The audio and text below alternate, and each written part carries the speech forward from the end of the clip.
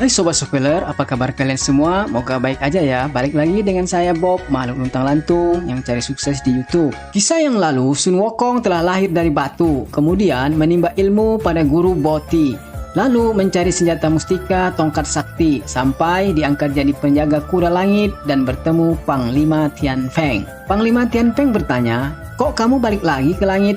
Rupanya gila jabatan juga ya." Semprul, baik-baik mulut, jangan asal bicara aja. Lantas apa dong? Nih, ku kasih tahu, aku balik cuma pengen lihat kebun persik Maharatu. Oh, maaf ya. Makanya jangan asal ucap. Ayo tunjukin. Nasihat Tianfeng lagi, kalau mau lihat kebun buah persik, buat ulah lagi. Nanti bakalan dikasih tahu.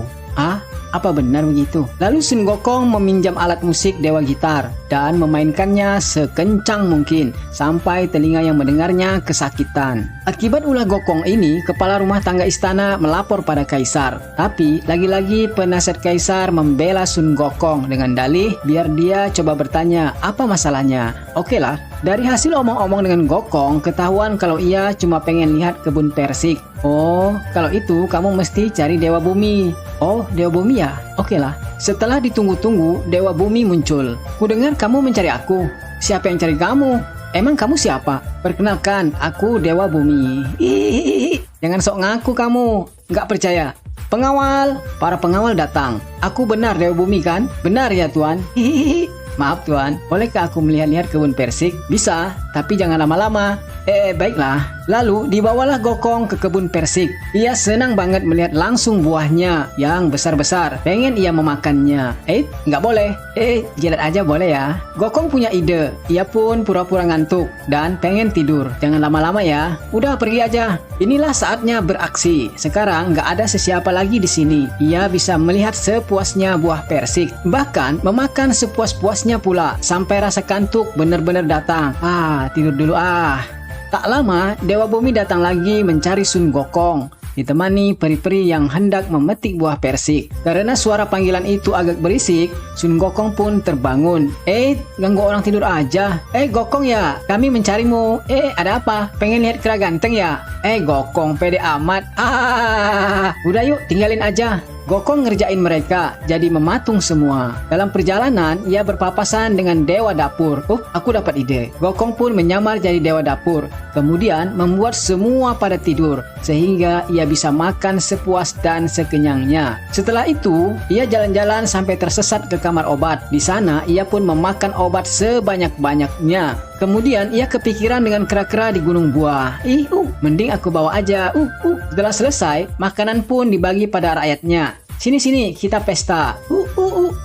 Gokong tak lupa cerita bagaimana kebun persik di sana, luas dan lebat buahnya. Di sisi lain, Maharatu datang ke ruang perjamuan. Di sana, ia menyaksikan kenapa semua pada tidur. Peri-peri juga pada pris. Mereka cerita, awalnya bertemu Sun Wukong. Lepas itu, nggak tahu apa-apa lagi. Dewa Dapur pun menjelaskan sama. Awalnya, dia berjumpa dengan... Oh my god, Gokong lagi.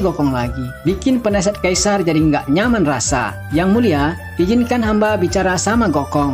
Cukup Penkai, engkau tak perlu bela dia terus-terusan. Ada prajurit lapor, dia melihat kejadian semalam. Waduh, tambah runyam suasana. Yang mulia, maafkan dia. Dia cuma kera yang belum ngerti.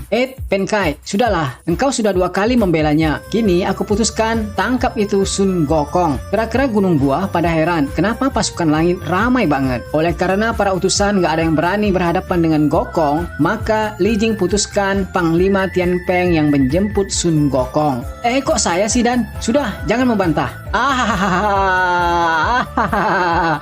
Mana Cecoro Gokong? Luar biasa. Orang-orang langit semua berukuran raksasa. Jangan pikir badan lu besar, kami takut. Nih, rasakan. Plak. Aduh, siapa yang nepel aku? Awas ya. Kabur. Pada ngilang. Kemana tuh Cecungu? Berubah. Pasti mereka dihabisi Tianfeng. Ya ampun Bang Jago. Rupa-rupanya Panglima Tianfeng terjerat perangkap anak buah Gokong. Kong, aku Tianfeng, kau ingat? Oh, yang dulu suruh aku bikin ulah di langit ya? Wah ya, itu kan cuma trik agar kamu bisa masuk ke kebun persik. Oh iya.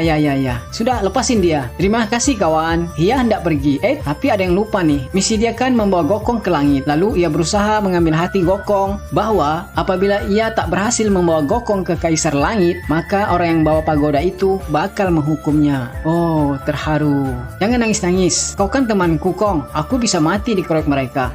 Baiklah. Wah, Tian Peng girang. Gokong mau bantunya. Ia pun diikat pakai tali. Li Jing pun merasa heran. Taktik apa yang dipakai Tian Peng sehingga bisa menangkap Gokong. Kau benar-benar temanku yang baik. Hahaha. Benarkah? Haya. Kok aku yang terikat?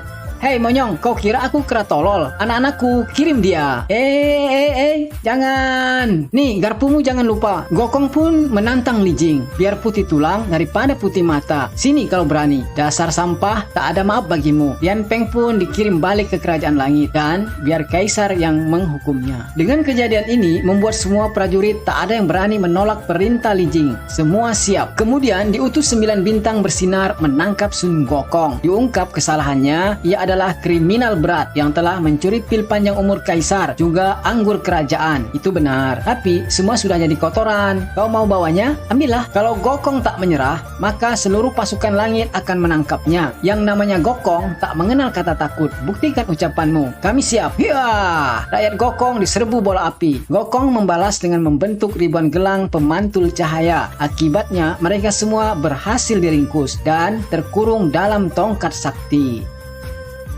Kera itu benar-benar kuat, sulit mengalahkannya. Pasukan, ikut aku. Akhirnya, Li Jing turun tangan dibantu 4 dewa. Li Jing, udahlah, nggak usah marah-marah. Langsung aja kalau berani. Hiya! Gue, prajurit, tangkap itu kera. Oh lu, kau saja. Aku takut. Kok nyuruh aku sih? Lalu Li Jing melemparkan lonceng salju. Akibatnya, banyak rakyat kera membeku. Hei, ini urusan kita. Jangan libatkan rakyatku. Maka terjadilah pertarungan 4 dewa melawan Sun Gokong. Nih, rasakan pedang membelah jeruk. Tang. Nih, kukembalikan. Hah? Pedangku patah. Hah? Gitarku putus. Nih, rasakan payung Buddha. Tus. Hah? Payungku bolong. Nih lagi, kusodok mulut nagamu. Oh, jangan sodok ularku. Aku nyerah. Baik, lepaskan dulu rakyatku. Kemudian, lonceng salju kembali menetralkan keadaan, sehingga rakyat kera bebas dari selimut salju. Li Jing pun dengan wajah malu balik ke langit. Di istana langit, Dewi Kuan Im datang mengabarkan bahwa kera dari langit dan bumi telah lahir. Surga harus memberi tempat buatnya. Kaisar bertanya, adakah buat jalan menyelesaikan si kera? Nasihat Dewi, jika kaisar bisa mengikuti keinginannya, sama artinya mengikuti keinginan Buddha. Sebaliknya, bila Anda tidak menghormati setiap orang, jangan harap melayani semua dan rulai. Cuma kayaknya nih kaisar keras kepala juga. Dia bilang nggak ngeh apa maksudnya. Jika membuat kera itu bahagia, apa kata dewa? Dia sudah membuat keributan. Li Jing coba cari muka. Kalau Sun Gokong tetap buat keributan, ia janji akan membuat masalah dengannya. Dewi kata jangan khawatir. Ia akan mengutus Dewa Erlang, ponakan kaisar, buat menangkap Sun Gokong. Tempatnya di sungai Gunung Guangzhou. Kehebatannya, dia pernah mengalahkan 6 monster dan bersekutu dengan Gunung Plum serta memimpin 12.000 pasukan langit. Maka Kaisar Langit mengutus Raja Monster Merah menemui Dewa Erlang di sungai gunung. Disampaikan berita dari Kaisar, di Gunung Huakou, seekor kera telah membuat kekacauan. Jika ia berhasil menangkap si kera akan diberi hadiah. Erlang gak tertarik dengan hadiah, cukup bisa masuk surga dan berkeliling di sana. Ia tertarik ingin tahu siapa sih ini kera. Kok viral banget kisahnya? Deal, ia setuju dan akan membawa teman-temannya menangkap si kera. Tibalah sekutu Erlang dan ia sendiri di Gunung Buah. Ia memperkenalkan diri sebagai keponakan Kaisar Zhao Huiling, si mata 3. Siapa Erlang Sin? Tanya Gokong. Oh, ia baru ingat. Anak adik Kaisar yang pergi ke bumi dan menikah dengan pemuda bumi itu ya. Ingatanmu hebat juga. Oh, ini yang namanya Sun Gokong, si pengacau bangsal jamuan. Lalu Gokong bilang, kamu anak baik. Jangan bela kaisar yang jahat itu, maka kau akan kuampuni. Pandai bicara juga lu ya. Dalam perang bukan cuma pandai bicara, tapi adu kekuatan. Pertarungan pun berlangsung. Hea, ting, tampaknya mereka masih seimbang. Tuh, pamanmu datang. Hah? Puk. Kurang ajar. Kau menipuku, awas ya. Aku gak takut. Wow, wow, wow. Mereka lalu kejar-kejaran. Seru bak film James Bond pakai peluncur Sky S. Hingga tiba di kebun persik. Gokong yang tiba duluan coba mengelabui Erlang dengan berubah jadi kelinci. Inilah awal kesalahan Gokong. Lihat saja. Dengan mudah Erlang menangkapnya setelah ia berubah jadi seekor elang. Gokong nggak tahu kalau Erlang punya ilmu 73 perubahan. Tepat di atas laut, kelinci melepaskan diri dari cengkeraman Erlang. Kemudian ia berubah jadi ikan emas. Erlang yang mengetahui Gokong berubah jadi ikan, lalu membuat jala ajaib dan ketangkap.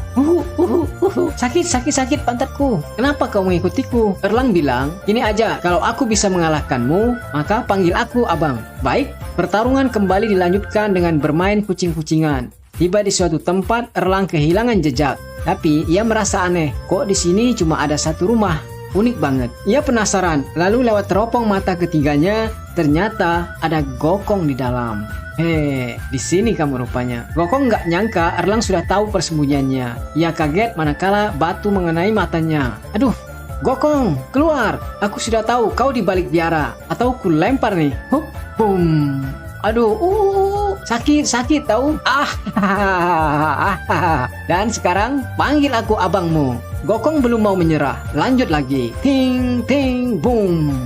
Dan kali ini Erlang kembali kehilangan jejak setelah Gokong membelah diri. Lalu ia pun tiba di sebuah rumah makan. Si pemilik kaget karena ada dua Erlang. Nah, siapa yang asli? Mereka punya ilmu yang seimbang. Coba siapa yang bisa jadi Sun Gokong? Ternyata Erlang yang baru masuk yang berubah. Nah, ketahuan deh, dia Erlang tiruan. Begitu penjaga hendak menangkap, mereka bingung. Karena Sun Gokong membantah kalau yang palsu itu dia. Hahaha. Ketahuan belakangan kalau yang asli Erlang yang jadi kera. Karena Gokong tak bisa mengelak ada ekornya. Hehehe.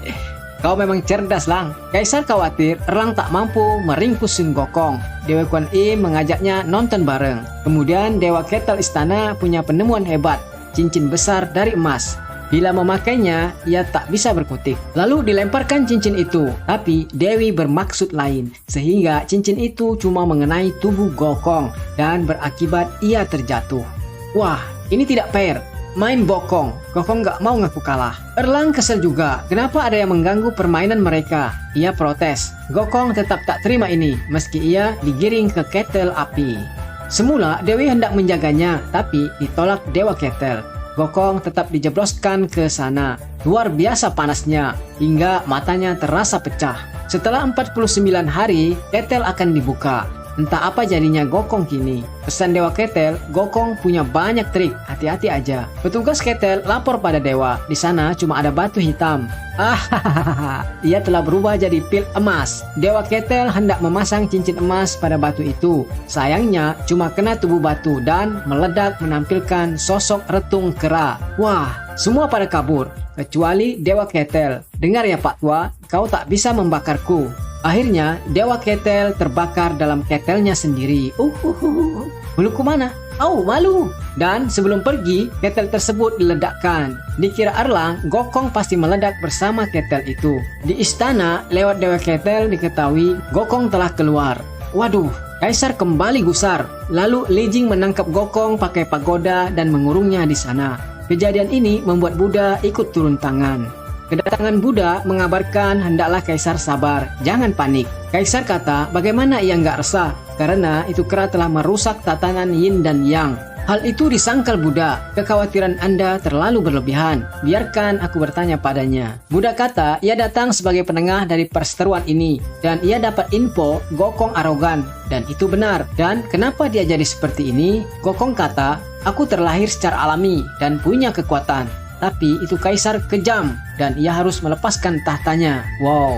Buddha dengan lembut berkata, kamu hanyalah kera monster. Beraninya kamu merebut tahta. Dia sudah terlatih sejak muda dan melewati 17.050 bencana. Kau masih monyet yang sangat muda, jadi ubahlah sekarang. Dasar Gokong kera arogan dan sedikit sombong, ia malah menantang Buddha. Walau ia telah berlatih lama, tapi ia tak pantas di tahta terlalu lama. Luar biasa Gokong. Tahun depan, biar ia yang jadi kaisar. Kamu punya apa? Aku punya ilmu 72 perubahan dan umur panjang. Sekali salto, bisa beberapa mil.